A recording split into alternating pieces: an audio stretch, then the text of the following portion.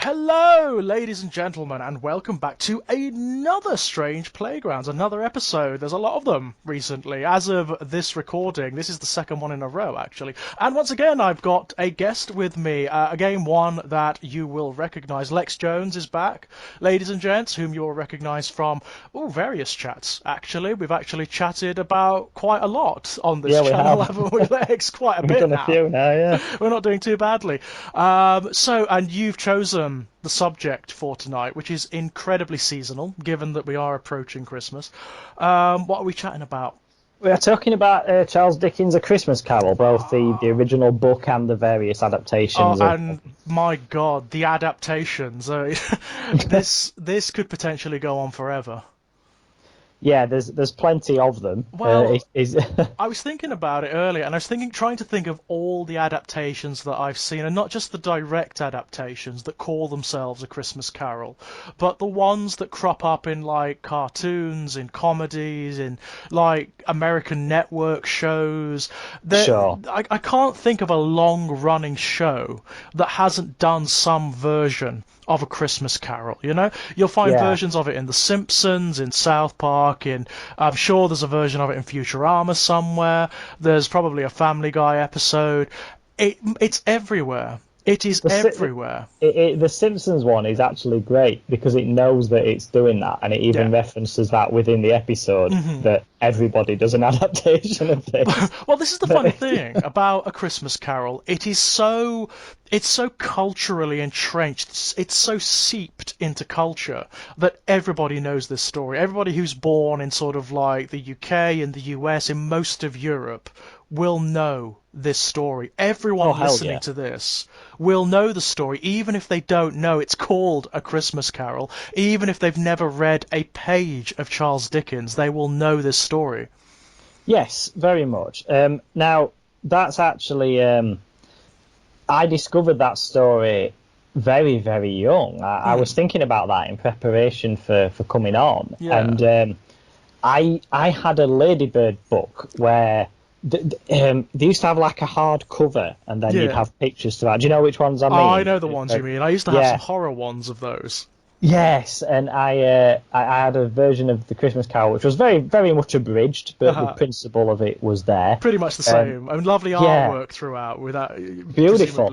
And I had that, and I read it over and over, and I actually, at some point during my growing up, I lost it, but I actually found that book again in an antique shop last year, so I bought it again. Oh, so you've got it again. I've got it now. Yeah, but you see, because I thought, when I was retroactively thinking about this, I thought that the Muppets film was my first experience of it, because I remember going to the cinema to see that with my mum and grandma when I was about 4. But I had this very strange like flash of memory where I remember going in to see it and realising on some level that, this is a film about that thing that I already know. Oh, right. So the book came first, the children's I didn't know which was first. It was definitely one of those two, but I remember thinking in the Muppets, because the thing that did it is the fact that there's 2 Jacob Marleys in it. I remember of course, yes, in the Muppets, because it's Waldorf and Statler. Of course it is. Of course, it's Jacob and Marley, isn't it? That's it. Jacob and Robert. Jacob Bob Marley. That's Robert, it. Yeah. Because I remember thinking, there's 2 Marleys in this, and the fact that I knew of it as one would suggest that I'd read the book first. So that was my earliest experience of it. But I always loved it because I've always loved Christmas, and I've always loved ghost stories. And of course, in the UK, I mean, A Christmas Carol is just part of Christmas, isn't it? I mean, it has been since Victoriana. You know, it is just as established as the Christmas tree, as the snowman, as any other icon of Christmas. Very much. It actually kind of brought a lot of that back into popularity, which is they did a film about this on Netflix, which is very good. Sort of like the influence of the book. Yeah, because Dickens liked the idea of an old-fashioned Christmas, but during this period in his life, like 1840 when he wrote it, Christmas wasn't a massively celebrated thing in Britain. It was one of those things. It was a holiday, and some Christian people celebrated it, but it was pretty much just a bank holiday. Like we have lots of bank holidays, don't we? But he likes that idea of making it this big celebration and having like they do in Germany and everywhere else. Yeah. So he wrote a fictionalized version of London where everyone made a big deal out of Christmas. Yeah, except this one guy. Except this one guy, and that popularized Christmas in such a way that it hadn't been for many decades, and kind of brought it back. Right. So You can kind of thank Charles Dickens Yeah, for very much. Yeah. the status that Christmas has these days. Yes, absolutely. Yeah, that's a genuine sort of consequence of the popularity of that book, is that people said, "Oh, we should have a big family meal at Christmas, and we should do this, and Well, we that's should do very that." And cool. you know, I mean, that means that the spirit of the book and the message of it is just so it has just seeped into culture, and it's everlasting, isn't it? You know, as long as there is humanity.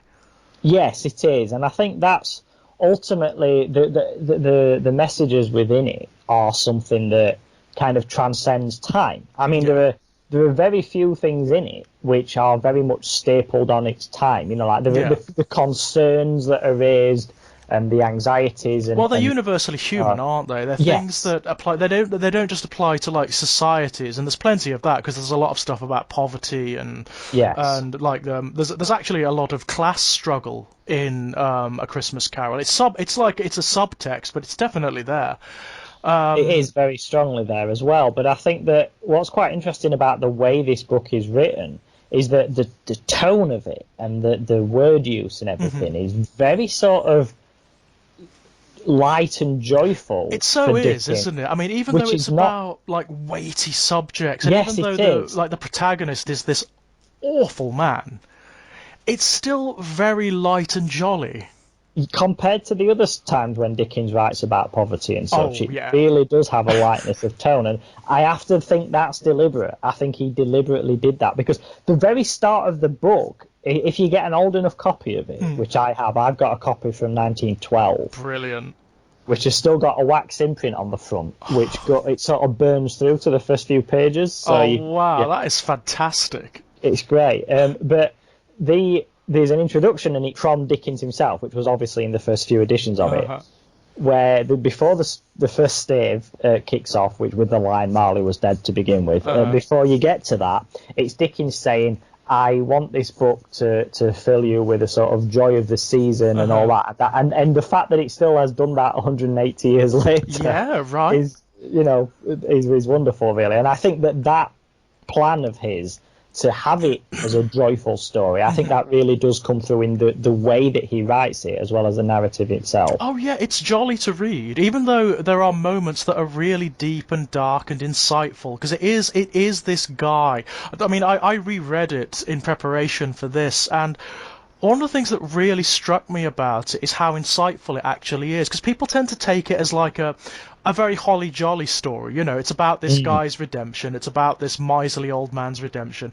But what I think what I failed to realise before is, and certainly which a lot of the adaptations do sort of fail to realise, is that there is a sort of a proto-psychology going on here. Like, you know, when the first spirit takes Scrooge back to his childhood, yeah, and he encounters his childhood self. He actually sees his childhood self, who's left alone at this boarding school, and he has no friends around him, and he's miserable, he's cold, and he's just sad. He's a sad, abandoned little boy, and Scrooge weeps for him.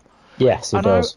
When I read that scene again, I was like, well, that's brilliant. It is absolutely brilliant, because what it's showing Scrooge, what it's demonstrating is, Scrooge knows about this. Scrooge is aware that he's a damaged guy, you know? Yes, he is. And it's stating that he's not really as he appears, you know? No, he is not a bad guy. No, he's a very good guy. He's an innocent guy who has been hurt. He's been hurt by the world and has put up all of these blocks, all of these boundaries. He's become sort of calcified inside of himself, you know? Yeah, this is very key, because when he's portrayed in some versions as a bit like a pantomime villain, they don't get it. No. It's like, no, he's not happy in his state. He's kind of fallen into that, because he grew up desperately poor in his family, and his life was desperately trying to avoid the misery that brings. So with the best of intentions, he wanted to make himself financially secure so that him and his wife and children that they were all planning on having would not suffer the poverty that he suffered as a child. That was the reason he got so obsessed with money, but he got obsessed with it to the detriment of everything else. It took over, didn't it, ultimately? That became the end, yeah? Yes, but he's not just like a pointless, mean old bastard with reason. There is a purpose. He's a good guy beneath lots of trauma. That's what you've got in Scrooge, and the book makes it. It doesn't make it overt, but it's so clearly there. You know, there's a sadness to him in the book. It is. It's when he weeps. Yeah. It's when he weeps at the sight of his childhood self, and he has sympathy for himself. You know, and he knows, he is aware that he's damaged. He's aware that he's traumatized. And I was like, you know what? You're not a narcissist. You're not like a bad man. No, you're just hurt. You're just hurt. I always kind of think that his reason for repeatedly rejecting his nephew's attempts at friendship is because it reminds him of his sister. Yeah. And of course, and his sister died at some point, didn't she? She dies young, doesn't she? Yes. She dies. Does it tell you why she dies? I don't think it does. It doesn't. It's almost implied that because it was very shortly after she gave birth, wasn't it? Or it may have actually been as a result of the birth, you know? Quite possibly, yeah. It doesn't go into it, but she was very young. And he loved her. Yes. You know, he's got a lot of affection for her. She may have actually been. I mean, I know there's a woman. Obviously, there's a fiancé, but she may have been the last person that he truly, deeply, madly loved. Yeah, very much. And I always kind of thought, again, Dickens doesn't say it, but I don't think he needs to, that his rejection of his nephew is because it reminds him of that. I think so. Not in like a dislike of his nephew, as in, you know, oh, you made her die by... No, I don't mean that, but I just mean that if he acknowledges that this is my nephew, my sister's son, I loved my sister... That reminds him that he was once happy, which then reminds him that he no longer is, and then he's got to deal with that. Yeah, it wounds him, doesn't it? It wounds him, it hurts him. Just to see the guy, it hurts him. Yes, it does. Yeah, and that's really what I took away from this reading, and it's something a lot of the adaptations actually miss. A lot of the adaptations portray it as though he doesn't really change. He's coerced into pretending that he changes out of fear that he's going to end up like Jacob Marley or worse. But that's not really the case. There is that fear there, definitely. That is part of it. But what the book actually demonstrates is that the spirits take him on a journey through his life, through the past, the present, and the future, and that it doesn't change him. It just opens him up. It reminds him of he's lost. Yeah, it claws away all of that sort of fossilized hate, that fossilized hurt. You know, all the scars. It allows him to heal. It does, and Marley, he's an interesting character actually. That this comes through Marley because it's never referenced in the book. But I always kind of like to think that perhaps this story is his redemption as well. Yeah. Because the whole thing with the punishment of the ghosts is the fact it's not the chain. People focus too much on that. It's the fact that they are finally freed of all the trappings of the physical world. They are finally able to appreciate love and belonging and what it's like to share yourself with another person, but they are now unable to do so. Yeah. That's it, isn't it? That's what it's about. But Marley, for whatever reason, and we never do find out, somehow, because it's suggested that he's came to visit Scrooge many, many times before this one time, but this finally, this one Christmas Eve, Scrooge can see and hear and communicate with him. But what does he choose to do with that? He decides to help him. Yeah. Yeah. So there is an almost redemptive element. There is. It's like, right, I've got a chance here. I'm going to help him avoid what happened to me. And that's kind of redemptive for Marley himself. It is. It's implied, isn't it? It's definitely implied. And it works, you know? I mean, there's an image, actually, at that point, and I don't think it's in any of the adaptations, but it's a brilliant image. It's where Marley disappears through the window and Scrooge follows to see if it's real or whatever. And he sees all of the other ghosts that are active in London at that time. And they're all trying to do the same thing. They're all sort of dragging their chains and their boxes and whatnot, but that's kind of not the point. They're all trying to interact with the living. Yeah, there's one that I think it specifies who is. There's a woman, like a homeless woman, sat on the street with a baby, and one of them goes towards her and he's trying to desperately help her, but she can't see it or hear it Yeah. or hear it or anything, and it's just that sadness of that, of like realizing too late Too that late, too little, you could too have done late. this stuff when you were alive, you know, Yeah. But and it's that's the such a, tragedy of it. it's a beautiful image. It's really, it's kind of dark within the, both within the context of the story and just generally. But it's beautiful as well. There is a real, I think what makes this story work so well is this fundamental humanity. There is a tendency, I think, for people who haven't ever read it, who have just sort of know the story generally through adaptations and whatnot, to have a simplified view of it, to regard it as sort of like a saccharine Christmas story about a very sort of narrow redemption. But that's just not the case. It's actually really quite deep. Yes, it is very much so. Yeah, it goes into areas that you wouldn't expect a sort of fluffy Christmas story to go. Definitely not. Definitely. Well, there are even like quite surreal moments. Like I find a lot of the adaptations have trouble with the first spirit. Yeah, very much The because first spirit is yeah, always different in every single adaptation. It's always different because in the book, the first spirit is verges on the surreal. It's bizarre. It's this yeah, sort of like it's amorphic entity, isn't it? it is. It's not strictly like a humanoid thing, is it? The No, first one, no. it kind of shifts all over the place and it has like multiple like limbs and faces that are all shifting, and it's very odd the way he describes it. But the other two are a bit more defined and of course are fairly clear. They're pretty much consistent from throughout the adaptations. They are. Have you seen the animated version with uh, Jim Carrey? that's one I haven't seen yet. Right. I'll just briefly mention that Uh-huh. because there's a couple of things I wanted to say about that which Uh-huh. are relevant to do so. Firstly, that is the closest adaptation of The Ghost of Christmas Past that I've ever seen Yeah, visually. Because it's computer rendered imagery, it kind of gives them a freedom and ability that they don't have when it's an actor or of something. course when it's live action it's a bit trickier, isn't it? Yeah, so that goes quite close to the bizarre look of this thing, which is quite good. They're also, that version allows London to be captured in such a way without the restrictions of sets and Oh, things. of course, That, yeah. So they can go for a kind of like heightened London. yeah, and it looks stunning. It really does look stunning. The only There's another bit on that film I wanted to mention, but the only bit that's a bit of a flaw with that film, and I think you will notice this if you Yeah. watch it, is that it's like they periodically were reminded from management that this was supposed to be a children's film. Right, got you. So it's like really good, really good, really good, and now here's a pointless moment of slapstick where Scrooge farts or something, you know, Oh, and then it goes back to the story, and it's like it's as if someone forced them to put little jokey bits yeah. in it. You can sort But of it's not, feel the yeah, fingerprints of studio execs on it, yeah. not many times, but enough that it's jarring when it happens. Yeah. It just suddenly comes out of itself, you know. But there is a moment in that, and I wanted to mention this because there's a few different, with all the different adaptations that there are, often they add little things into it, Yeah. which I think is good.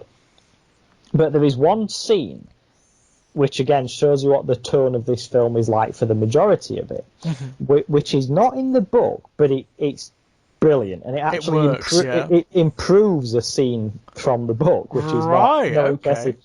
It's where Ghost of Christmas Present is stood with Scrooge on the staircase of Cratchit's house Yeah, just after Tiny Tim has died. yeah. So Bob comes home and he's putting on like a brave face and he's trying to not, you know, he don't want to break down and weep in front of his family or anything like that. So he's been like, oh, we'll have happy times again, and I've buried him in the churchyard. It's right next to the duck pond and all of that. And Oh, it's all, where you he'd know, like to be Oh, yeah, it's God. awful. But he's trying to keep on this brave face, and Scrooge is stood on this staircase. Obviously, no one can see Scrooge or anything. And then Cratchit goes upstairs to get changed, and he gets halfway up the stairs, out of sight of his family, and then he just stops, grips the banister, and tears just stream down his face. Oh. But he stood right in front of Scrooge, and Scrooge is Oh. just looking into his eyes, and it's like all that denial that Scrooge has about the poor and Yeah. how rough it, you know, he can't get away from it. It's Yeah. right in front of his face, and Scrooge just like looks so desperate to help him and guilt ridden, and it's just heartbreaking, that scene. And then obviously Bob just sort of like takes a deep breath and then carries on up the stairs, and Yeah. it's just you can see how that hits Scrooge in that moment because the animation's so good. That's brilliant. It's fantastic. That's It's a really really good way of sort of like communicating to the character, isn't it? You know, Yeah, I like that. I really like that. I mean, I found that most of the adaptations do the Tiny Tim plot line really well. even the Muppets one, it's so Yeah. sad on the Muppets The one. one the adaptation I saw, I mean, this is my first exposures to the story was the Disney one. Yes, The one with all Yeah. the where you've got like Mickey Mouse as Bob Cratchit, you've got Scrooge McDuck as Ebenezer Scrooge, and Donald Duck as his nephew, and loads of characters from like the Disney films and cartoons just thrown in there. Yeah. yeah, I remember that. There's a scene in that where Scrooge is taken by the ghost of Christmas present to see it's the ghost of Christmas future actually to see it's not the death of Tiny Tim, but he takes him to the graveyard, and you see Mickey Mouse as Bob Cratchit just climbing the hill to lay Tiny Tim's crutches on his grave, Yeah, and it's awful. yes, It's awful. I mean, it's just hideous. Yeah. It's brilliant. It's wonderful. There's the animation is amazing. It's yeah, beautiful. The graveyard is at dusk, so it's all these wonderful dark hues, and there are tears in Mickey Mouse's eyes. You know, Yeah. it's brilliant. I mean, it is a genuinely wonderful scene. It's really well done. Because I mean, that is the kind of plot line that could so easily be done badly. Yes, very much so. Could be too yeah. heavy-handed, could be too saccharine, you know. I mean, it is the kind of the most overt lesson imaginable, isn't it? It's the death of a child, and basically, it's at Scrooge's doorstep, isn't it? You know? It is, and something I always liked in some the better adaptations don't make out as if like Tim survives now because Scrooge has magically become good, and that No. means it's quite simply that Scrooge is going to give Cratchit more money Yeah. so he can pay for a doctor. So he can And so help. Yeah. that's it. It's that simple. It You know, is. that's- It's just that Scrooge will do his best now. You know, he Yeah. has some. He's allowing his humanity to flow a little bit more. But yeah, and it's done so well in the vast majority of the adaptations. I mean, as you mentioned, the Muppets one, it's yeah, that very scene good. where Kermit comes back from the graveyard. Yeah, And he's just talking to the family about he's just been to visit the grave and it's next to the pond. It's so difficult to Yeah. watch that. I mean, the fact that it's a frog puppet talking to a pig puppet just escapes your notice completely. in that moment. It's devastating. completely. I think, you know, it's the same thing with the Disney adaptation. It just like you forget Yeah. that it's a frog puppet or an animated mouse, you know. Yeah. And it just becomes heartbreaking. I think it says quite a deal about the power of the story itself, but also the fact that a lot of the people who adapt this story, they do have a sense of the sanctity of it. Yes, very much so. I think people understand the importance of this story and how beloved it is, and that it's not just something you can completely rip to shreds. And even if you modernise it or whatever you want to do, there is a certain degree of respect that seems to be there in every adaptation. Absolutely. I mean, have you seen Scrooged Yes. with Bill Murray? Yeah, of course. Yeah. Works really well.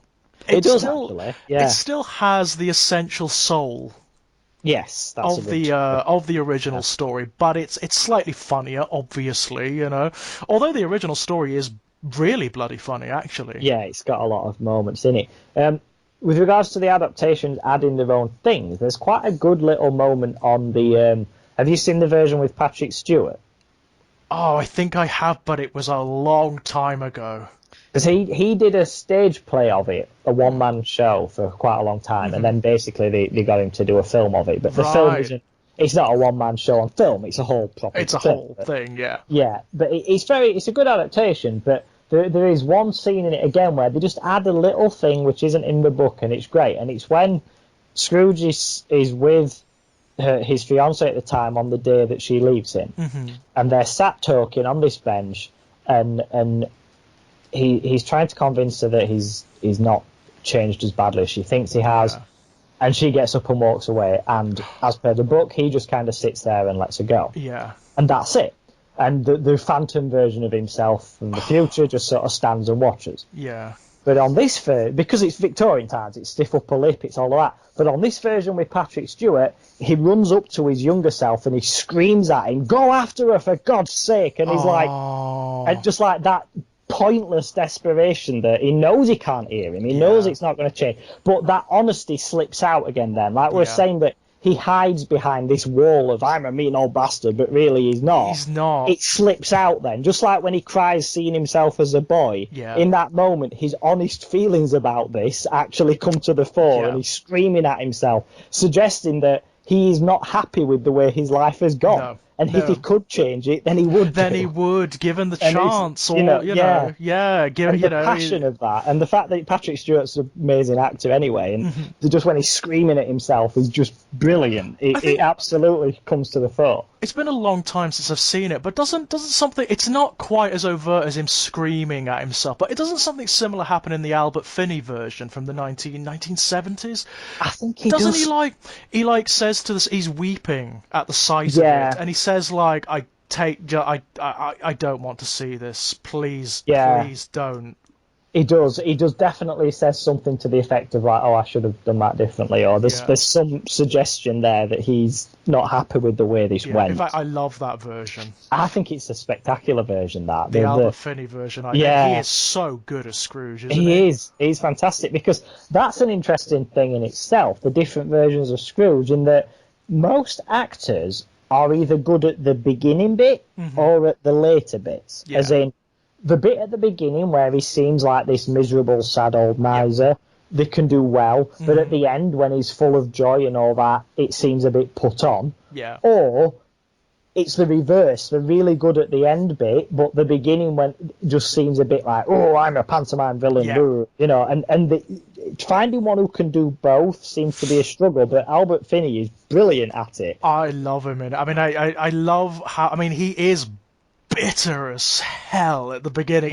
There's something about the set of Albert Finney's face and the snarl in his voice. I could see why they cast him to play Scrooge. He's just perfect, and he's so nasty, he's so vile, isn't he? He is.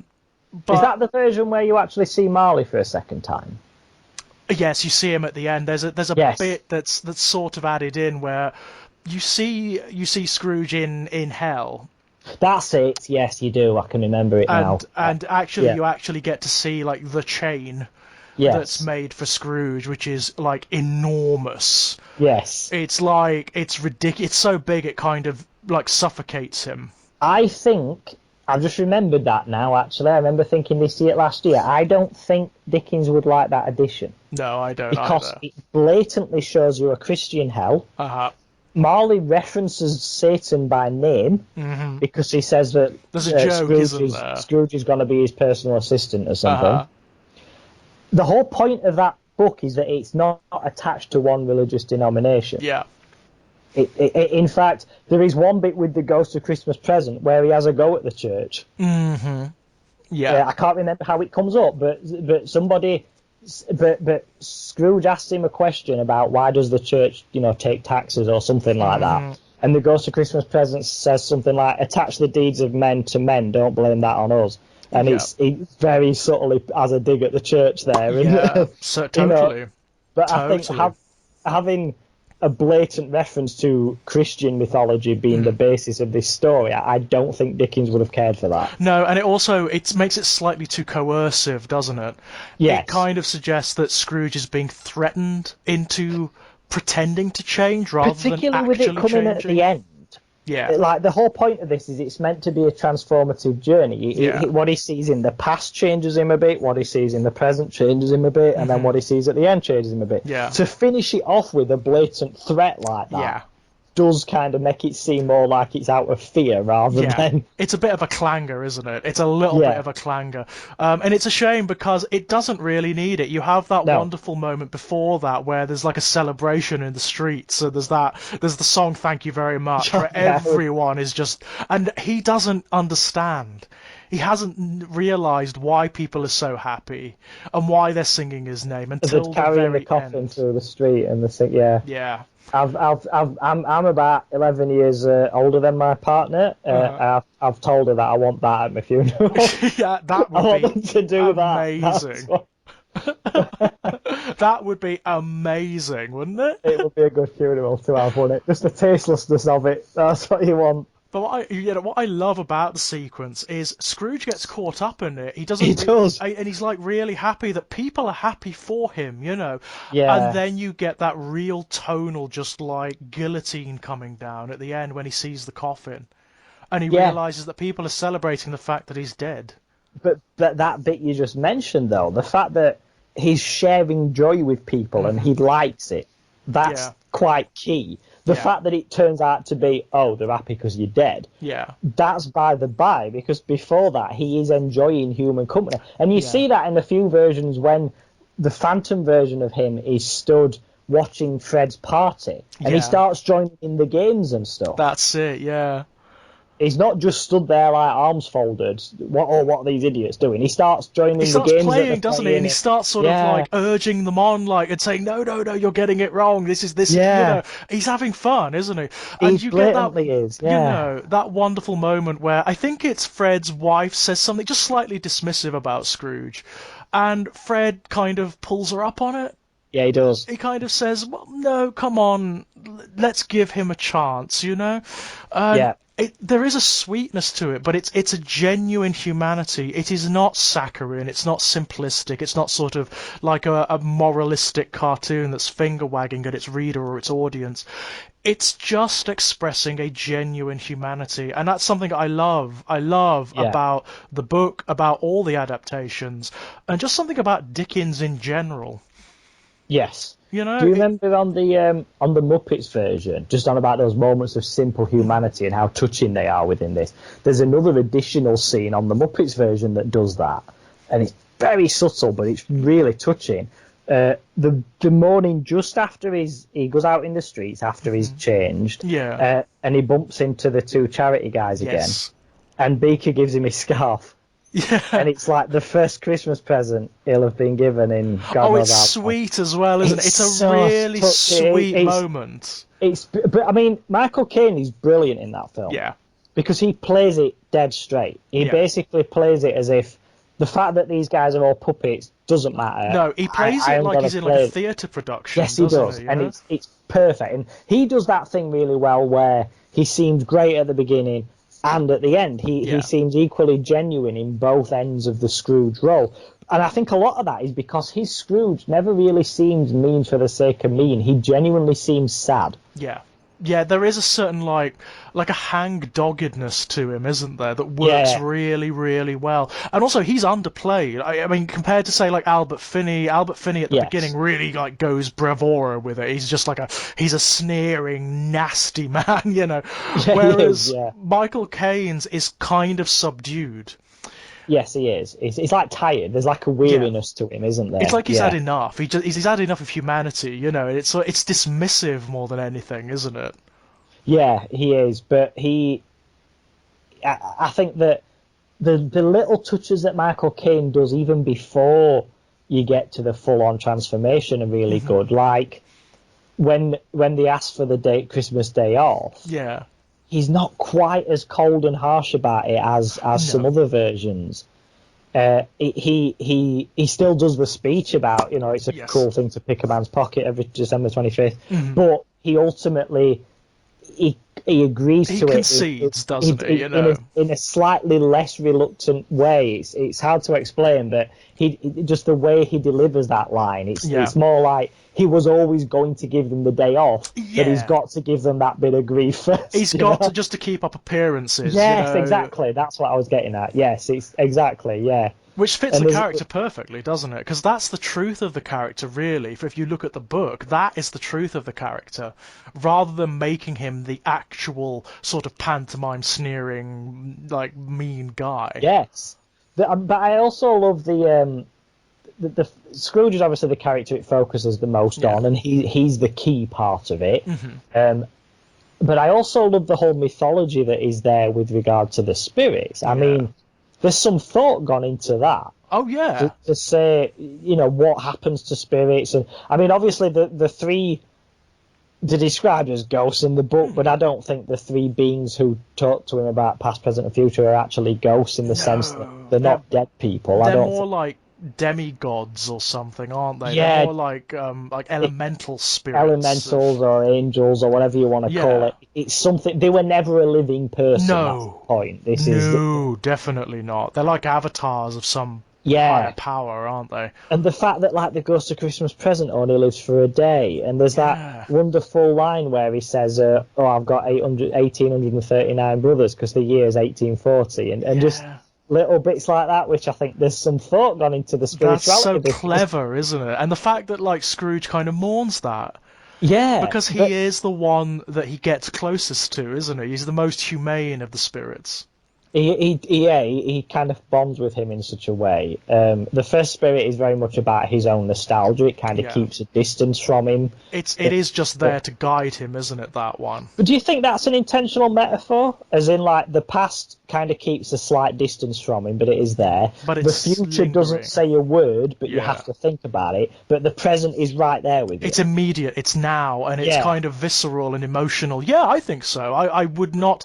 I mean, if that interpretation exists, which it surely does, then Dickens was obviously an incredibly literate guy. Yes. So, yeah, I have no doubt that he considered that subtext. I've no doubt.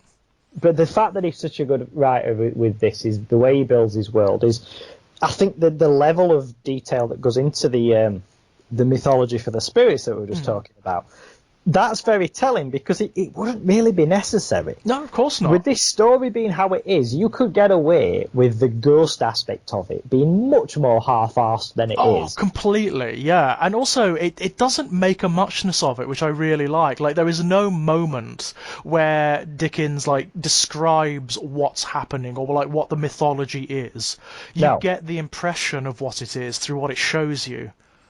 Yeah, it's. But I like there's the scene which I suppose you'd call it like the manifestation scene when it's building up to Marley manifesting for the first time. Oh yeah. And there's a bunch of weird shit happens before Just that. Odd, yeah. It's like the world is off kilter, isn't it? Yes, it's like you've sort of cracked a door open because there's Marley's face appears in the door knocker. As the door knocker, yeah. It doesn't shout his name. They added that for the films. That's not in the book.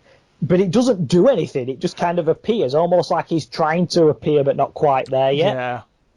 But then Scrooge sees a hearse going up his stairs, which is only on about 2 versions of the film. I think that's on the Albert Finney version. I think it is, yeah. You actually, I mean, I remember the manifestation scene in the Albert Finney version because it's so weird. Yeah, and exactly, and there's no need for that, the hearse. It doesn't add anything. It's not any part of Scrooge's... Nope. It's just like a door's been opened and now shit's just coming through. Yeah, just this night, Just something that, has happened. Something strange has happened to the world. There's like a crack in reality, isn't there, somewhere? Exactly. And then there's like the bells ringing and the fire going out, and then finally Marley makes his appearance. Yeah. It's like when a shark's coming through the sea and there's a load of smaller fish go ahead of it. Yeah. It's almost like that, as if a door's been opened and then everything's just pouring through. And then I love the shark that too. arrives. I just love the notion that like reality is slightly uncertain. Yes, and the fact that it's on Christmas night is there's something kind of special about that. It's magical, isn't it? It is spirituality to it. Yeah. Even as someone who's an atheist like me, I think that's, I really get that. I get it too. I mean, it works so well. It really does. And then, I mean, it's almost like a horror sequence, isn't it? I mean, there are moments, it is written there's like shades of Edgar Allan Poe going on there. Very and much. then you get these wonderfully funny lines, which I laugh out loud whenever I read them. You know, when Scrooge is basically saying, "You're a mouldy potato. There's more of gravy than of grave about you." I love that line. I love it to bits. It's the that is apparently where the idea about cheese giving you nightmares comes from. Is it really? Is that Apparently so. where That is the first recorded reference in literature of anyone saying that having cheese might make you have bad dreams or something. Right, okay, I like that. And it's one of those things where people hear something and then repeat it, and then someone says it and someone else, and then everyone just says it now as if it's true, even though it's actually got no scientific merit whatsoever. It's like the notion that, you know, carrots give you good eyesight and whatnot, Exactly, which is complete bollocks. It's World War II propaganda, you know? Yeah, we needed to sell carrots. Yeah, and also the fact that like we'd broken the Enigma code because of Alan Turing and the Enigma engine, so our bombers were hitting like military sites with unerring accuracy. So we had to put it about that there was something you couldn't let on that we'd broken the code, otherwise the Germans would have just changed it, you know? Ah, yeah, of course, yeah. So there was just it wasn't the only one. There was loads of bullshit that we put out, loads, but that one, our bombers have got good eyesight because they eat their carrots. That stuck for some reason. Did you ever hear about a story called The Angels of Mons? That rings a bell, actually. This is a really good example of this. It's an author called Arthur McCann. I mentioned him on the Lovecraft podcast, I think, because he writes stuff that Lovecraft was inspired by. But one of his stories, he wrote a ghost story for a magazine, a military magazine during the First World War. Okay. And it's a story about during a battle at Mons in France. I may be pronouncing that wrong. The soldiers say that a group of ghostly soldiers rose from the ground and joined them in the battle. Right. And fought back against the Germans with them. Blatantly a fictional ghost story, well, that's clearly, the whole point. Yeah. It was spoken about, and still is now, as in an actual account. Right, so I have seen at least 3 different programs that talk about weird stories from World War One, where they talk about that as if it's something people say actually happened, like Roswell or something. It's got you. Oh, and this is the best bit about it, because it shows you how reality, the truth isn't always the thing, because he spent about a year of his life, the author, trying to point out this was a fake story, I wrote it, but his publisher stopped him. Yeah. Because he said, no, look, this is, not from a marketing point of view, but he says, look, this is boosting morale, this. People are seeing this as like, God's on our side. He said, you're going to damage yourself by saying this, even though it's true, so just shut up about it. Just be quiet about it. Yeah, and so he did, but yeah, even now, if you watch any documentaries or anything about weird stories from World War One, and they talk about phantom planes or anything like that, that one is in there because some people still don't realise that was actually a fictional story, and that's one of them that's just been somehow become part of what people accept as truth. Yeah, it's true. And it's bizarre, isn't it, how easily these things happen, and within very recent history, when you look at it on a historical perspective. Century, less than just over 100 years, and that's there. Yeah, and the cheese thing is like 150 years. Yeah, that's it, and people. Wow. I hear people say that now. Yeah, of course people say that now. But I mean, I do love that line. I love it brilliant. To bits. It's the way he delivers it as well, because he's kind of like in denial, isn't he? He's That's denying. It even says, doesn't it, that he's not the type to make jokes, but he's trying to distract from his fear. Yeah. Yeah, he isn't. Oh God, is he not the type to make jokes? I think that's the point as well, where it does absolutely. Marley says something along the lines to him that I've been with you many times. Yeah, that's creepy. There's like you said a minute ago, though. The way some of the ghost scenes are written are blatantly horror. Yeah, totally. It doesn't shy away from it at all. It really, like the fact that when Marley takes his head bandage off, his jaw drops down. Yeah, that's actually a concept that is in hardly any of the adaptations. It's in the animated version I mentioned. It's in that. It's in the Albert Finney one as well. Yes, it is. He's got the handkerchief tied around his head, to keep the jaw up. Yes. Well, because obviously when a corpse dies, the jaw rots away, and before they had the same embalming techniques that they use now, it was something that they used to do. Yeah. I remember asking my mother if they still do that. Yeah. Because my mum's a funeral director, so Right, she right. knows about that kind of thing. So, but yeah, it just little scenes like that, pointing that out that he's got the bandage around his head. It's Yeah. very much, and even like the fact that he sits and there's a scene, and it's a very bizarre little thing, but it very much gives that otherworldly feel to it, where Marley's sat in the chair talking to Scrooge, but he doesn't look at him. He's just sat there, and Scrooge holds up a toothpick. And he says, "Can you see this?" And that's when he says, "If I swallowed this toothpick, I'd have hallucinations and stuff." Of course, yeah. And he says, "Can you see this toothpick?" And Marley says, "Yeah." And he says, "But you're not looking at it," because he doesn't turn his head. And he says, "I can still see it." And that kind of suggests that Marley is no longer a physical being. He doesn't need to look at something with his eyes because he no longer has eyes. No, he's some other order, isn't he? Yeah, it's like he's taken the form that he used to have for Scrooge's benefit. Yeah. But that is not what he is anymore. No. He isn't this guy with 2 legs and 2 arms and a head. And that's just the shape he's chosen. But he doesn't need to look with his eyes to see. He doesn't need to hear with his ears. And that's a very interesting way of putting it. And it's very subtly done, but that also makes you slightly more uncomfortable about it. Because rather than it's just your mate, but he's dead now, it kind of makes him into something else now. Yeah, it's otherworldly, isn't it? It makes him into something slightly alien. Yes, they do. Very cool. Very cool. But again, it's not made a muchness of. No, it's not. It's really subtle. It's almost throwaway, isn't it? It's almost just a line that's spoken and that's it. So you're left with like the echoes of suggestion. It reminded me, actually, as daft as this sounds, it reminded me of when Gandalf comes back in Lord of the Rings. Oh, and he's got like and lots people say like, "Oh," he says like, "Gandalf." Oh, that's what they used to call me, wasn't it? That's what they used to call me, yeah. Yeah, it's not just, "Oh, Gandalf's come back." No, he's not really him anymore. No, Gandalf the White is very distinct from Gandalf the Grey. He's like another order of being. He just looks like him, but it's not really the same character. And it's sort of like that in that he's transcended that now. Well, in the book, of course, what he says, because of course they mistake him for Saruman initially. Yes, of course. He actually says to them, "I am Saruman." But like Saruman as he was supposed to be.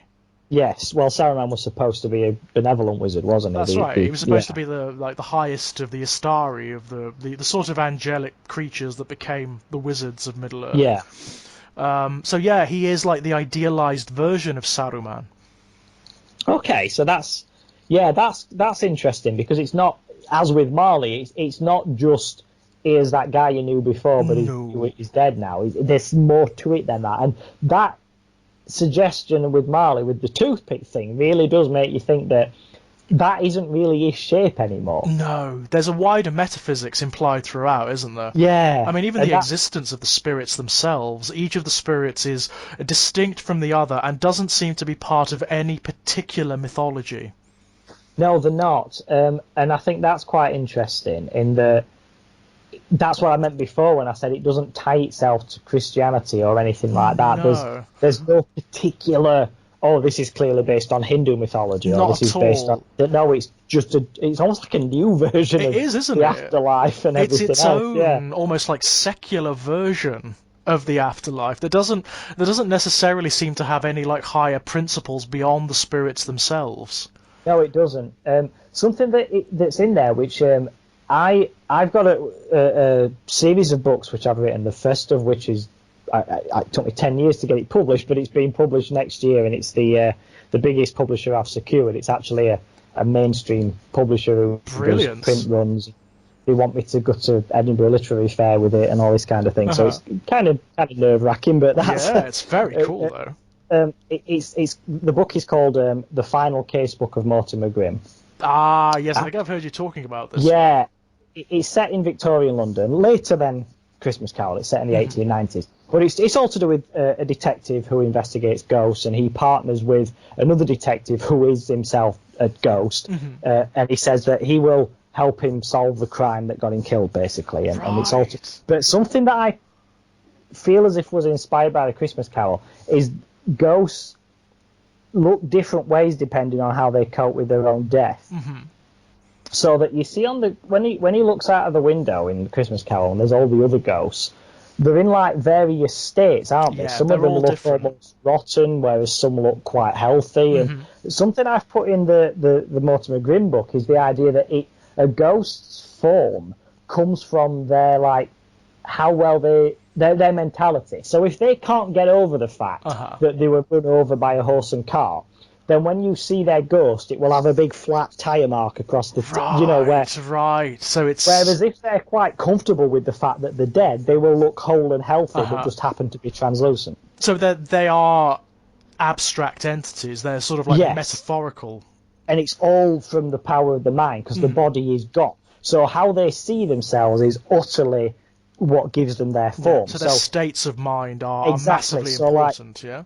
you can make yourself look younger or older or whatever you want, but if you can't get over your death, then you will look exactly like a corpse. That's something I put in there, and I think that's kind of.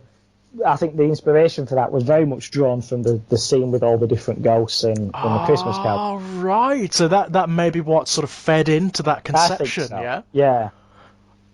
Absolutely Because obviously brilliant. after you've died, there's whatever you believe about the afterlife or not, all your body's gone. Yeah. So if anything is left of you, it can only be like your thoughts and feelings and stuff. Yeah, So there has to be an almost new anatomy created, doesn't there? An abstract Exactly. anatomy. And that will be formed from your thoughts and feelings, not your flesh. So it doesn't matter if you were tall, short, fat, thin, whatever. None of that is going to Yeah, have because there are no more restrictions of biology acting upon you, are there? So, interesting.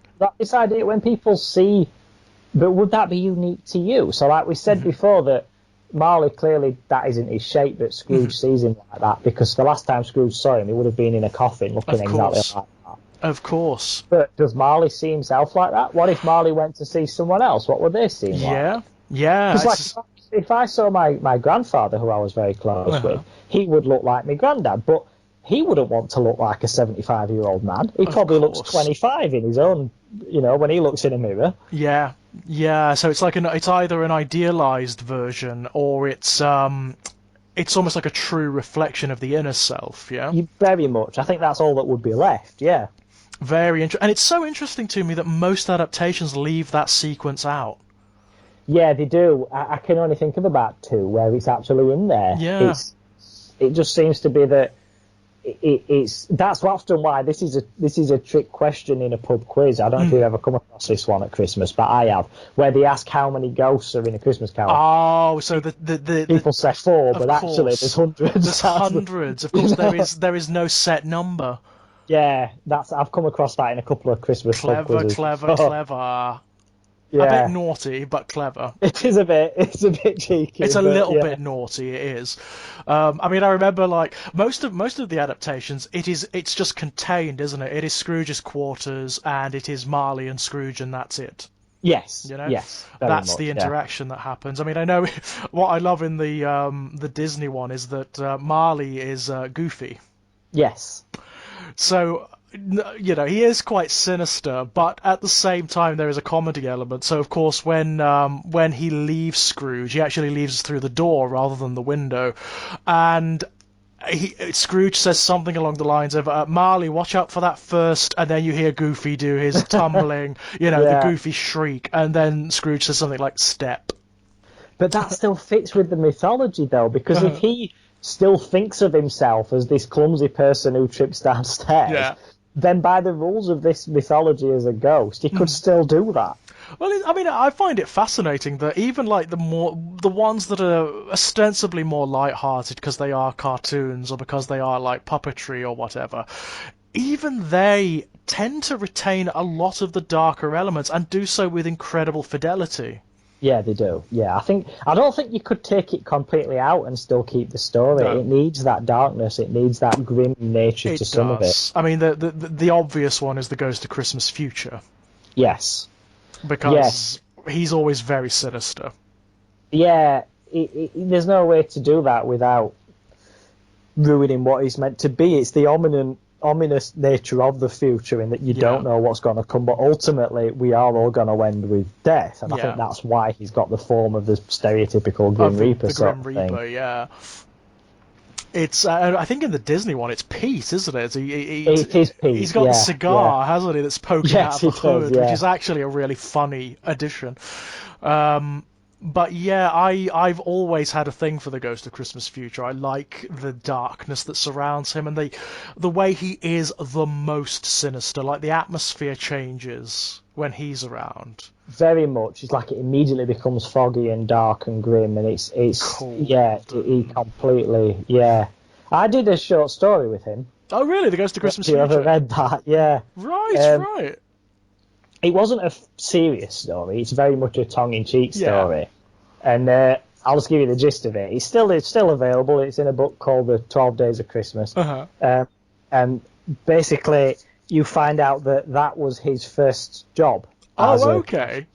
and he got famous from that, but he was kind of dropped out of his depth, so he got famous for that. So he kind of gets a bit overconfident, and then time moves differently for spirits, of course. So it moves to the modern era, about early 80s, and his job then is this guy who's lost everything in the stock market crash is going to throw himself off a roof, and his job is to show him, oh, actually, your family will be worse off if you do, and all that. So he's doing And the It's a Wonderful Life thing, yeah?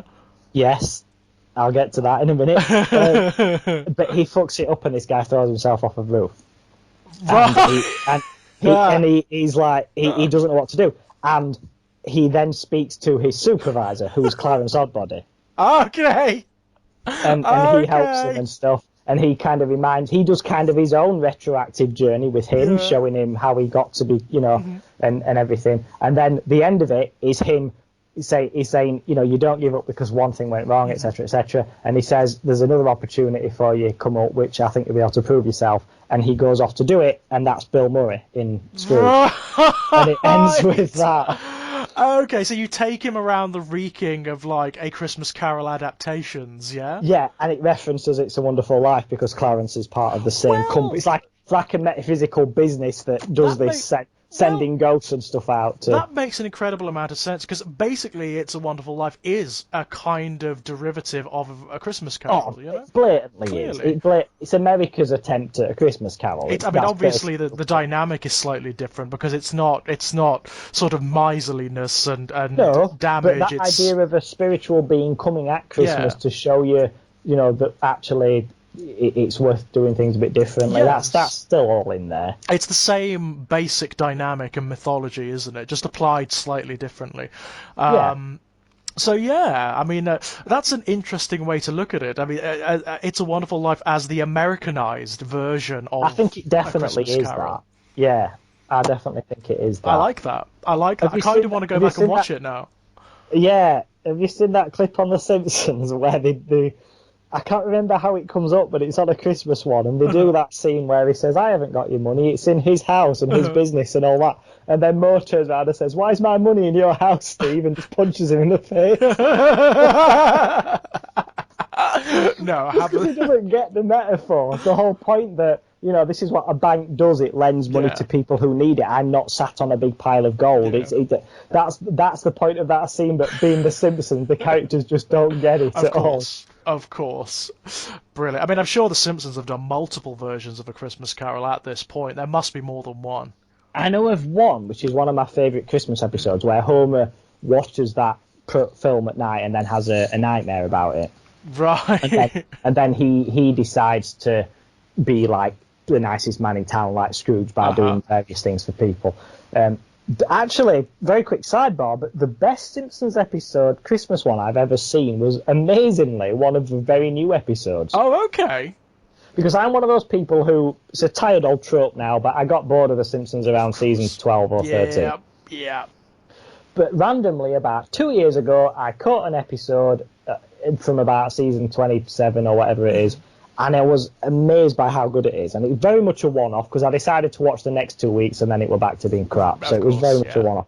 But basically, it's Homer. It's kind of got that Christmas Carol feel of like the travelling around and helping different people thing. Yeah. But Homer is in the bar with Moe, and Moe is talking about killing himself because he's on his own. Right, So okay. Homer won't leave him because he's scared that he's going to do that. Uh-huh. But he's promised Marge that he's going to go home and help set the Christmas tree up. Right. So he doesn't come home because he's doing that with Mo. So when he finally does get home at about 2 o'clock in the morning, Marge has locked him out. Okay. So then he just wanders around on Christmas Eve all night on his own through the city. So you get to see Springfield empty, Oh, which okay. is really weird and haunting, but it's really sweet because he's like walking around all these places that are usually full of people and stuff, but it's not, and it's snowing. And he randomly bumps into a few people who, for whatever reason, are on their own on Christmas Eve. Oh, okay. And That's just- cool. Just through Homer being who he is, he ends up helping them without meaning to, and just improving their night and everything, and making them not feel quite as miserable as they did. Yeah. And then in the meantime, Noah's rang Marge and said, "Look, I'm sorry Homer didn't come home. It was my fault, blah, blah, blah." And so then when Homer gets home, when he arrives on Christmas morning, Marge is really glad to see him, and she's reminded that what a wonderful man he is and all that. And it's a really sweet, decent episode, because the best Simpsons episodes of the past, Homer isn't a dickhead. No, he isn't. He's stupid and he's misguided, But he's not an mean. arsehole, is he? No, You he's know? a nice person. And this episode really captures that again. And it really reminds you of that. And it feels like an episode from like season 7 or something. Oh, so like the heyday, the heights Yeah. of it, you know, where Homer is trying his best. Exactly. Yes. He doesn't get it right, No. but he's trying, yeah? Yeah, and that was great. And it whilst the story is obviously nothing like A Christmas Carol, it still had that same sort of tone in it. Yeah. For me.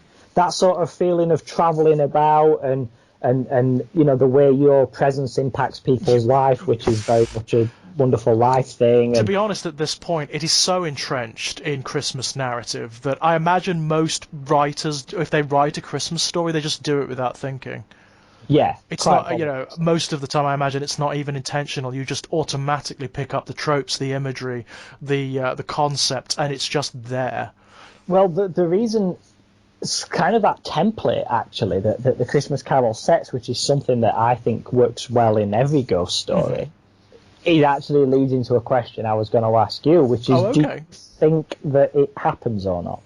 What's that? That Do you because bear in mind, as with any great ghost story, there are no witnesses to it except Scrooge. does it literally happen?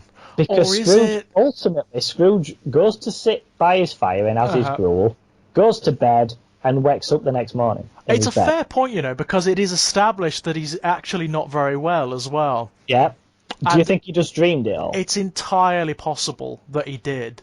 It's entirely possible that I mean, you can take it that way, can't you? You can take it that it's a very metaphor, much. that it's like his mind trying to grapple with things, that it's trying to work things out, and it's invented this incredible hallucinatory escape for him to do so. The seeds of it are there because his nephew came by earlier in the day, reminding him of his family, his sister. Of course. The 2 charity workers came by, reminding him of the poor and whatnot, including Cratchit, and how they need help at Christmas, and he doesn't give any. Yeah. When they came round, they asked if he was Marley, reminding him of the fact that Marley's dead. Of course. The seeds of it are all there for it to be planted in his subconscious. That's right. There's the boy who sings the hymn through the keyhole at his door. Yeah. It's all there, isn't it? Yeah, you can read it that way, definitely. And I always think the best ghost stories are like that. In that, if you all see something, I mean, we spoke about this on the last podcast with Laura, where if you all see the same thing, then it's just a thing that happened. Like, do you remember when we saw that big dog? It's just a thing. It's just a phenomenon, isn't it? One of you saw it. The isolation of that makes it scary. Totally. I when it comes to ghost stories, I completely agree. I think the very best ones are the ones that sort of tread the bounds between the psychological and the supernatural. Yes. Where you're not entirely sure what's going on. So I look at things like The Turn of the Screw by Henry James. That does it beautifully. The Haunting of Hill House obviously does it brilliantly. Where you're not sure. You just don't know whether it's... But doubting your own... I mean, I get this on a level that I'm sure many people in my situation do get it, because I have a... I don't talk about this often, but I have a mental health problem, which high functioning anxiety disorder, basically, Yeah. which means that I constantly have like a voice inside my head telling me all sorts of negative things, Yeah. and it makes me act in ways which aren't always healthy for me because it makes me doubt things. But one of the key things that's relevant to this, though, is that it often makes me not trust my own thoughts.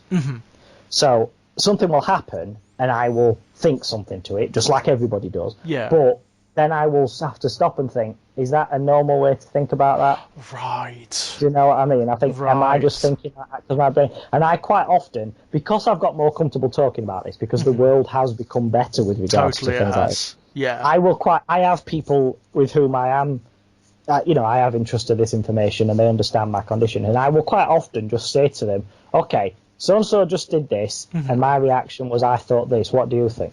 Yeah. And they will quite often say, I actually don't think he meant it that way, so that might just be you internalising it. Yeah. But sometimes they will say, no, you're right, I would have been annoyed by that as well. And that is really important, that validation of Yes. somebody saying, because I don't trust my own thoughts. But the point that I was making is that not being able to trust your own mind is really scary. Yeah. So applying that to something like, I'm sure that last night there was my dead business partner came into my office, but there's nobody there to witness it whatsoever. Yeah. That's really terrifying, and you're going to be changed by that. Of course, yeah. It's a Whether you trauma, believe- isn't it? Yeah, you know? of course you are. Yeah, because your mind goes with you everywhere. You cannot take that away. So whatever Scrooge does the next day, that if he believed that happened, he's taking that with him. Yeah.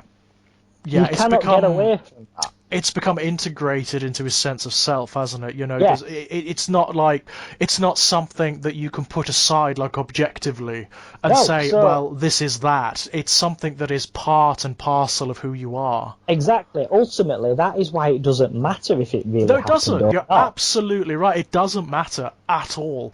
What matters is the after effect. Ultimately, the implications of.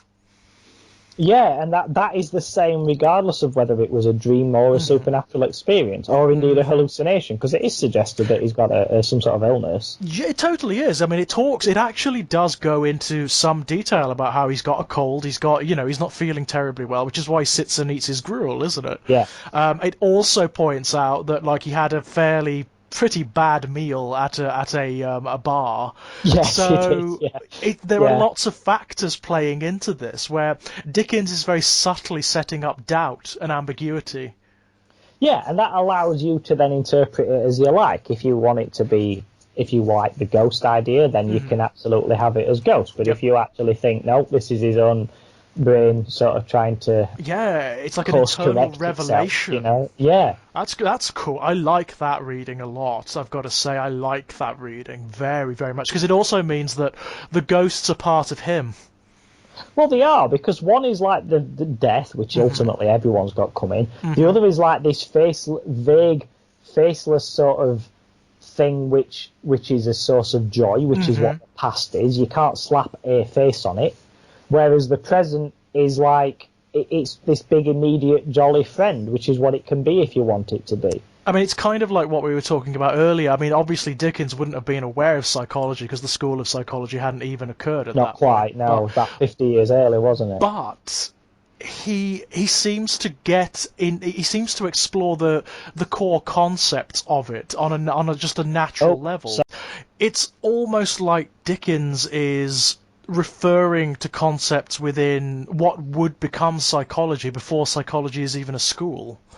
Yeah, definitely the way that your mind can make your world for you. And it really, that's really a key thing about ultimately how you relate to things and how you relate to people forms your world. You can go out into the same city, the same streets, and walk past the same people, but if you change your attitude, it completely transforms your world. It transforms reality around you. Yeah, it the does. internal and the external. Yeah, I mean that's. Yeah. I mean, even like the shapes of the spirits, like the aspects that they have, are kind of like that. I mean, you look at the Ghost of Christmas Future, and he's obviously the spectre of death. So he's Thanatos. You know, he's the Yes. Greek Thanatos. And that's really fascinating because the notion of the Thanatos Eros dynamic exists in mythology at this point, and Dickens would have certainly been aware of that, but Oh, it it was very doesn't. well read, so he'll have absolutely been aware of Yeah, that. Yeah. but it doesn't exist as in psychological terms yet. It hasn't really been established as like Thanatos as like the self-destructive imperative, and Eros as the sees the present sort of joie de vivre concept, but it's there. It's in the story. You've got the Ghost of Christmas Present, who is technically kind of Eros. You know, he's all about the now. He's about the immediate. He's about food. He's about joy. He's about pleasure. And then you have the Ghost of Christmas Future, who is Thanatos. You know, he is the self-destructive impulse. I think it's really quite cool. Yeah, the mythology is very strong within it, and how that relates to, you know, the mind and how you interpret the world around you, and the inevitability of some things, but also your ability to change it. It kind of relates to what you were talking about earlier, where there is this sort of uncertainty, or almost like a dichotomy between the actual and the psychological. So you don't know. You just don't know whether this stuff is real or whether it's metaphorical, whether it's something that his mind is creating as like metaphor to help him through, or whether it's not that simple. You know, maybe it isn't that simple because we've established that this night there is something magical happening. Yes. You know, there is something not quite kosher about this night. There is something slightly off kilter about it. So maybe it's neither one nor the other, you know? But it could, or if we take it as in his head, then all of that could be within his head. Yeah, of course. Because like how you feel about something have you ever had, I mean, I don't get this as an adult and I miss it, but I remember getting it as a child. You know, once something has spooked you, everything is then spooky. Yeah. Once your mindset is in that mindset of, okay, now I'm jumping at shadows, then everything from that moment onwards in your dark bedroom becomes scary. Mm-hmm. Oh, and yeah. that's fundamental, a very simplistic example of how your brain is currently operating affects everything around you and how you interpret it. So if we assume that Scrooge is suffering some sort of malady that's making his brain see things that aren't there, from the moment he sees the first one, which is the door knocker, his brain is now in that zone of jumping at shadows and seeing things that aren't there. So it could all still be entirely within his imagination. Oh, totally, yeah. You at that point, all bets are off, aren't they? Yes. All bets are off because he's there. He's in the sort of the hallucinatory scape.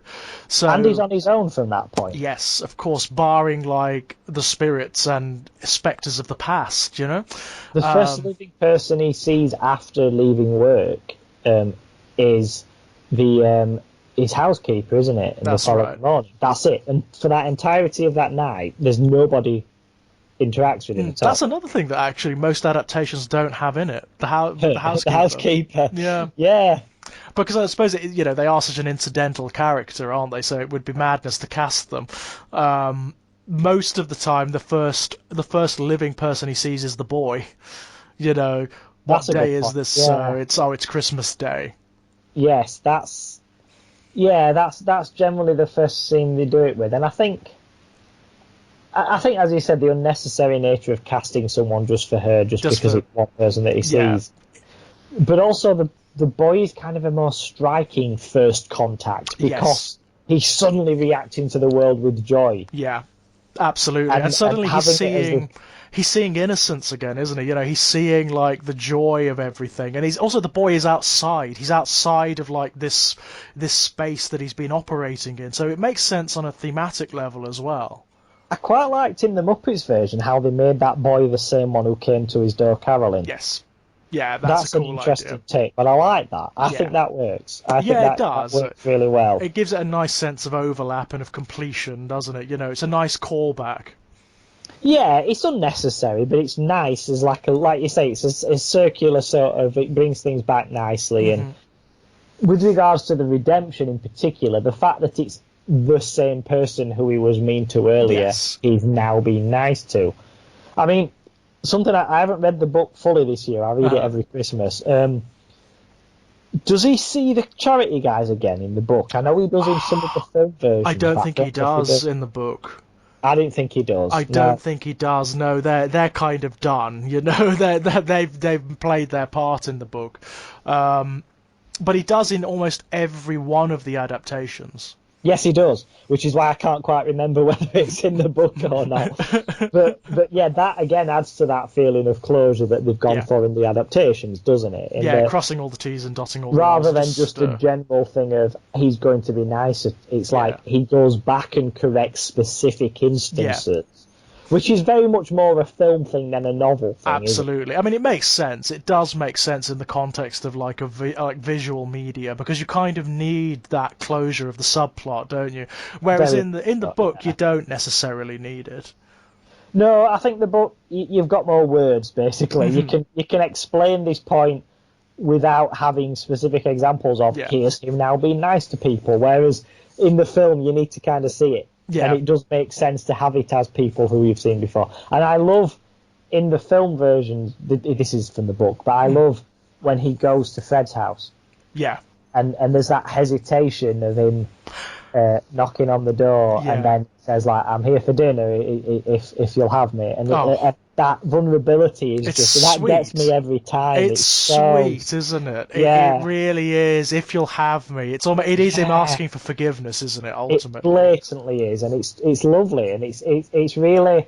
I mean, I'm all for that. I Mm, genuinely try to live my life by that standard. yeah, In that I try and never have it too late to give someone another chance yeah, if they want it. I'm yeah. not being a doormat. I'm not letting No, people who no. be rude to me or whatever walk all over me. But if I genuinely think somebody's changed, which they do, people Hmm. do, and then I will be willing to sort of open my door again, metaphorically speaking. Totally, But totally. because Yeah. people do change, and I don't want to be that person. Like with one of my ex's family, there were family members, like close family members, like sisters, who hadn't spoken for 15 years because of an argument they once had on a holiday. God, yeah, And I and just it's think at one point, one of you is going to be dead, and you're yeah. never going to. It's not worth it. Life's It's too not short, worth isn't it. it? Life's too short. It's not Now, I worth it. don't get me wrong. There are some people who are absolutely toxic, and Yep, having them out of your life is the best thing for it. But I'm completely. Yeah. not talking about that. I'm talking about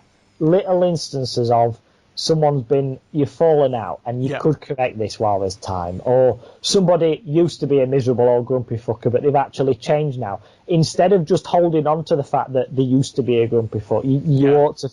you ought to be willing to forgive, because if you're not, then there's no point in them changing. No, absolutely, and it's understanding that human beings are these ephemeral entities, that we Yes. can actually transform, which is But what this story is all about, obviously. there is, but the reason it works is because everyone is so accepting of it. Yeah, Because if everyone was the way, I have to say, I find a lot of left wing people are a bit like this now, in that they don't allow people to yeah, change and it's improve. true. It's a problem. It's a problem on the left. It I is a mean, you'll get problem. people who are like, oh, look at these tweets you said 10 years ago where you were racist or something, and Hmm. they'll say, yeah, I was. I had some Hmm. very unfortunate views back then. Yeah, I'm not like that which anymore. is I've educated myself. I'm no yeah. longer that person, and I'm ashamed of it. Hmm. And then the left's like, no, no, that's not good enough. You should be losing your job. And I think, well, Hmm. what's the point in self improvement then? Yeah, it's a fair point. It is an issue that we need to deal with, a little It's bit better. it's got to be two sided. So, like, if Scrooge did come out into the world with this new sense of I'm going to be charitable and I'm going Hmm. to share what I've got and everything, and everyone is immediately like, no, fuck you, then it doesn't work, does It it? You doesn't need work. that No, it will just drive two-sided him thing. back, won't it? Yeah, of course it would. He's immediately going to think, well, screw all of you Hmm. then, and I would understand why he would think like Yeah, that. yeah, So yeah. it's got to have that two sides to it. Absolutely, it does. Absolutely. I mean, it's one of the things I do love about the story. And again, it's something that could so easily be sort of saccharine or too narrow. But the fact that the world does respond well to him. Yes, I think that's a very important part of it. It's not all on him. Yeah. Everyone else has to be willing to forgive, which is not easy to do. I No, think that's especially considering that, he has been a source of some suffering, has Scrooge. It has, and I think being willing to cautiously accept that people can change and stuff. I think that is equally difficult as the person doing the change. Yeah. But if you want them to, I mean, surely we want everyone to become a better person than they already are. But if we want them to do that, we've got to be willing to forgive them for the times when they weren't. Yeah, absolutely right. Absolutely right. And it's a very difficult thing because you are kind of fighting against the way our minds work. You know, we like things to be absolute. We like people, we narrativize people. You know, if we've known someone in a particular aspect, i.e. as someone who's not very pleasant or has done something we consider to be wrong, then we demonize them. You know, they are that person in our heads. So I always try and remember that lesson of nobody is just one thing. Exactly. Nobody is that one. So all you've ever heard about John Smith is that he once had an argument with someone you're friends with on the internet. Yeah. Right. But for you to therefore think that John is summed up by what he said in that argument, and that that's all there is to this person, John Smith, that's really reductive. And absolutely. He is not just that one mistake. Exactly. You are more than the worst mistake you've ever made. Maybe you come across someone in the street who's really rude to you, and you know that's your impression of them from that experience. But yes, what's going on in the wider circumstances? For all you know, they're about to lose their home, their job, or whatever tomorrow, you know, and they just don't have the time or the patience to be pleasant to people, you know? No, exactly. And I think, obviously with Scrooge, we see all of that. Yes. But the people he bumps into in the street don't know that. They just think it's Scrooge, that miserable old bastard. That's who he is, yeah? Yeah. So for them, it will be a shock when he's coming down and suddenly, you know. But you can't stop everyone in the street and tell them your life story. Of course. So what you need to be is expansive. You need to exercise your imagination a little bit and say, okay, that's what happened here and now. But it doesn't necessarily mean that that's who they are.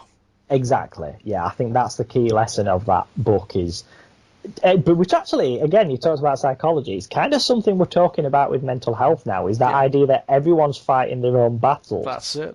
And you don't know. And to just write someone off as, oh, he was a dickhead. Just you don't know what's going on with him. Exactly. You just don't know. I'm not saying it's acceptable that he was rude. Yet he shouldn't have said that way, and it's unfortunately he did, and he ought to apologise. But you cannot sum up the entirety of his character based on that one thing he did that you didn't care for. Absolutely. No, you're absolutely correct. It's interesting that we tend to carry these impressions around with us. Part of the problem, of course, is that once we formulated those impressions, they're often mythologized within our sense of self, particularly if they're like intimate relationships where someone has done something we consider to be wrong or hurtful.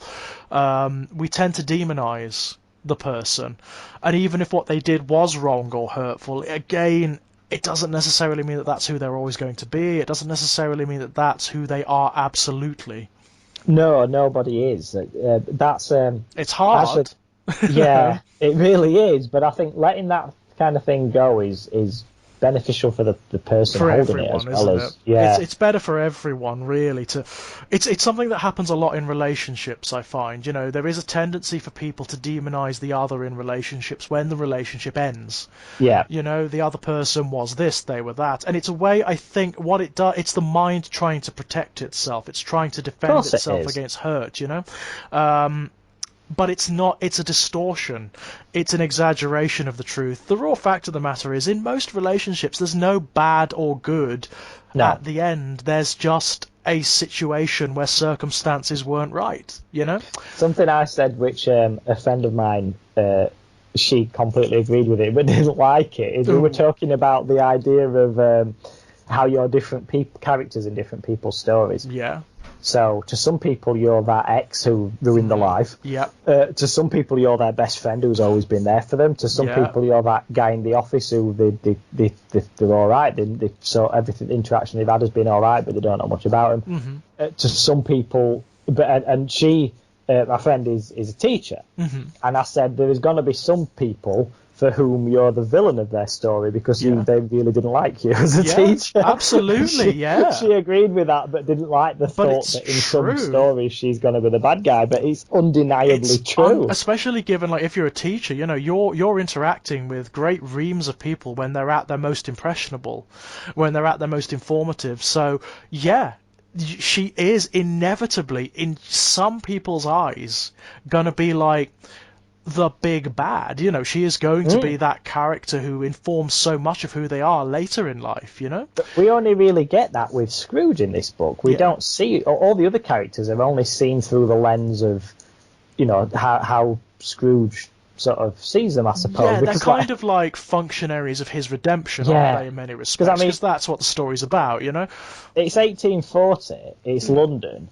Chances are Bob Cratchit's a massive racist. But it's entirely, absolutely, and it's, I mean, that's kind of an interesting point. In fact, a really fun exercise would be to, not just with A Christmas Carol, but like loads of stories like it, would be to take the ancillary characters and write their story. Yeah, right, who they are. Much about Bob, really. You know nothing. I mean, Bob is painted in very simplistic terms, isn't he? Because that's his purpose. You know, he's a generally decent father and husband. He's hardworking. He doesn't complain about things, and that's pretty much all you know about him. He's not that bright. No, he's not very clever. I don't know how well that comes across in the adaptations, but in the book it specifically says that he's lacking in imagination, is the way that he's not. Puts it. He's a simple guy, isn't he? He's a simple guy with simple needs, and that's it. But it's affectionate, isn't it, in the book? It's affectionate the way it puts it, because his simplicity in many respects is a strength. It's what protects him. It's what insulates him against the wider world. Yeah, because he's got much more reason in his life to have cynicism like Scrooge would, but he doesn't have it. But he doesn't have it. No. He just doesn't have it, you know.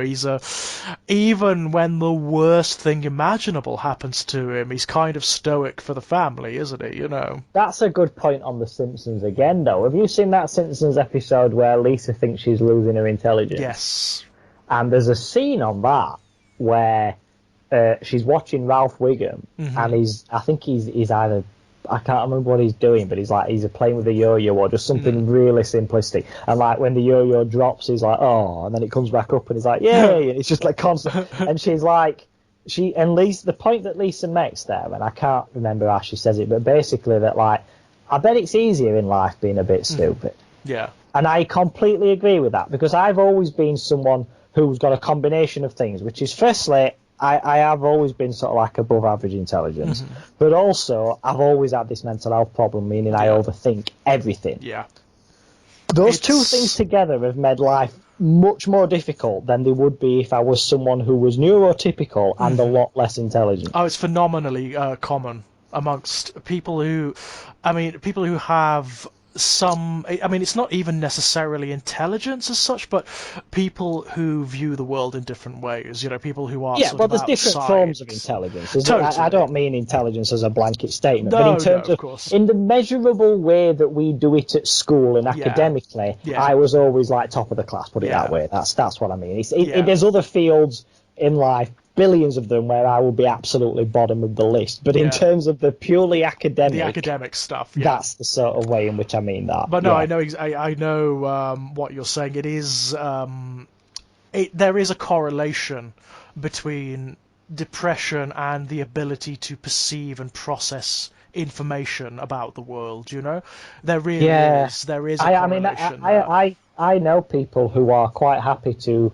go to work in, like, you know, they do. I mean, a job's a job. I don't judge what people do for a living, but they're quite happy to do something like in a factory, and then go home and watch soaps and television, and then go to the pub on a Friday, and that's their life. They're perfectly happy with that. Yeah. They don't have any ambition beyond that. They are not feeling as if their life is lacking anything. They work with people they like. They earn enough money to do what they want to do. They enjoy the programs they watch. They've got their social life, and they are perfectly content with that. And I do sometimes think that, wouldn't it be easier to be like that. There is an enviable quality, isn't there? There is an enviable quality when And that's Bob, isn't it? That's it's where Bob. Bob is. That's who he Yeah, is. Yeah, and what I love is Dickens has this incredible affection for him. very much. I mean, Dickens was very sympathetic towards the working classes and the Oh, uneducated. no, he was Yeah, kind of he was like politically like revolutionary. he was absolutely so. Yeah, God very, very Almighty, I so. mean, and like philosophically as well, he had some really radical ideas at the He time. did. He absolutely did. Yeah, he and that he doesn't preach with it, but that No. definitely slips through into his writing. Oh, it's there. It's definitely there, but especially in this story, I think, because this Yes, story very has much. other agendas. You know, this one, this one doesn't sort of it doesn't besmirch itself with some of the darker aspects of humanity. It's designed to. It is this It's wonderful. uplifting. It's designed It's to uplift. That's uplifting, the whole yeah. point of it. Yeah. That's right. It's designed to give the reader a sense of passion for humanity, isn't it? Yeah, bad things happen, but there is joy to be found if you Yeah, to and I find. love that, and it's very difficult to do. It's very difficult to do without coming across as simplistic or as narrow or as myopic or saccharine or whatever. You You know? don't want that cheesiness to it. No. No, he does it. Actually, there is one thing I wanted to mention, which there is an animated version of it, Yeah, the cartoon version, which isn't great, yeah. but there is a song from it Uh-huh. which is captures the tone of this book so well that it's one of those songs that even though it's technically a Christmas song, I still listen to it when it's not It's Christmas. still, yeah. And do you know which song? I don't, I'm afraid. No. Kate Winslet sings it. Oh, I know the one. Yes, I remember because it was on the trailers for it, wasn't it? Yes, and it's Yeah, I remember. it's called What If, and it's meant to be the fiance who I believe in the book never gets a name, does she? I don't think she does. I don't They think she often give her does. one in the films, and it's some Yeah. like generic Victorian name like Elizabeth or something. Yeah. But I don't think she gets named in the book. But it's her singing about him, basically, like in the years afterwards. So she's basically Oh. like the lyrics are saying, "What if I'd stayed with you? Would I have been able to bring you back to who you were? Would I have?" Oh. And it's such a sad song, but it's so you ought to listen to it. Anyone listening to this ought to listen to it. It's so. I mean, she's a really good singer, which is nice, but the lyrics to it are so beautiful, and the tone of it really captures the feeling that the Christmas Carol's meant to be about. That idea that Right. people that change while you've got the time to do so, because you never know when it's going to be too But late. it's, yeah, but it's too late. Pick of up your course. phone and phone that person you fell out with or whatever, because Yeah. you don't know when it's going to be too late to do this. And you never know what you might find doing that. No, it's. I can't imagine what it is like having that kind of a burden of, oh God, if I'd just done this, that. Because I mean, what if Scrooge died and never actually had this experience And was just like known as this hideous man, this miser, there was nothing else to him but that. That was the legacy. I like the fact that he's old when he does it. That's a good final thought. The fact that the suggestion that it's not too late. It's never too late. It's never too late because he is getting on, isn't he? I mean, I don't know because it's Victorian time, so relatively speaking, he might only be like in his late 50s. He might, yes, yeah. When we see him in films, he always looks about 90, but I think given that it's 1840 and people generally died at 60, even if they were rich, chances are he's probably only about 55. Yeah, if that, he may be even younger than that. But yes, I like that message. I like that a lot. The fact that there is time. There's always time. Yeah, absolutely so, yeah. I'll tell you what does annoy me. You cannot get Christmas Carol decorations for Christmas. Oh. I've wanted a Jacob Marley bauble for about 15 years. What about... And the only ones I can ever find are on Etsy for about 75 quid. Oh, that's naff, isn't it? So... What about like a Jacob Marley door knocker for Christmas? That'd be amazing, That'd be great, yeah? You could even, I mean, if you were feeling a little bit gothic about it, you could get like Jacob Marley chains and lock boxes for the Christmas tree. Yeah, that'd be pretty good. That'd be rather cool, wouldn't it? Awesome. The whole turn around it, yeah. Awesome. So, I mean, do you have any closing thoughts, Lex?